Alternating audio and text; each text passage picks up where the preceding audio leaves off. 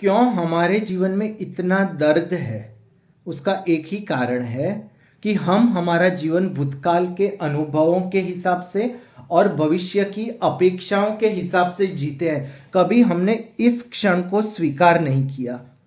ऐसा कहिए, इस क्षण की यही सच्चाई है और मैं इसे स्वीकार करता हूं। I choose to be happy. मैं खुशी को चुनता हूं। तो आप कहोगे कि इतनी सारी तकलीफें हैं, शारीरिक तकलीफ, आर्थिक तकलीफ, सामाजिक तकलीफ, तो हम कैसे कैसे कह सकते हैं कि हम खुश हैं। लेकिन मैं आपको गारंटी दे सकता हूं, जो जो चीजों की आपको उम्मीद है वो तुरंत ही अगर आपको मिल जाए तो वापस कुछ ही वक्त में आपका मन कुछ और ढूंढ लेगा खुश होने के लिए। उसको वापस लगेगा कि वो दुखी है। क्यों? क्योंकि वो फिर भी स्वीकार नहीं करेगा उस क्षण की सच्चाई।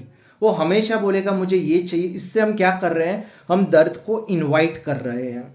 जैसे जैसे मुमकिन हो हम दर्द को कंटिन्यूअसली इनवाइट कर रहे हैं। इस क्षण को हम स्वीकार नहीं कर रहे, भविष्य की अपेक्षाएं रख रहे हैं, भूतकाल के जो बुरे अनुभव हैं उसको याद कर रहे हैं। इसलिए खुश होने का मात्र एक ही तरीका है, इस क्षण को स्वीकार करना। ऐसा कहिए कि I choose to be happy.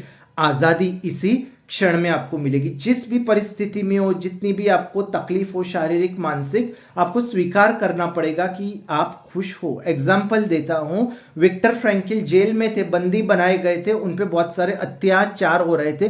तभी उन्होंने ऐसा अनुभव किया मानो उनको अंदर से एक आजादी मिल रही थी। एक आजादी मिली, तब उनको रियल हैप्पीनेस के बारे में पता चला। तब वो उस क्षण में थे। वो ऐसा नहीं सोच रहे थे कि कभी मैं जेल में से निकल जाऊंगा, कभी मुझे आजादी मिलेगी। उसी तरह आप और मैं, हमको अभी अगर हम खुश नहीं रह सकते इस क्षण में, तो हम कभी भी खुश नहीं रह सकते। चाहे हमारे जीवन में जो भी चीजों की हम अपेक्षा कर रहे हैं वो सब आ जाए। आपकी उम्मीद है कि आपको 10 लाख मिल जाए, उसकी जगह आपको 50 लाख मिल जाए। आपको लग रहा है कि आपको जीवन में ये चीज चाहिए, उससे दुगनी मिल जाए, लेकिन खुशी नहीं मिलेगी। तब तक नहीं मिलेगी जब तक इस क्षण को हम स्वीकार नहीं करेंगे।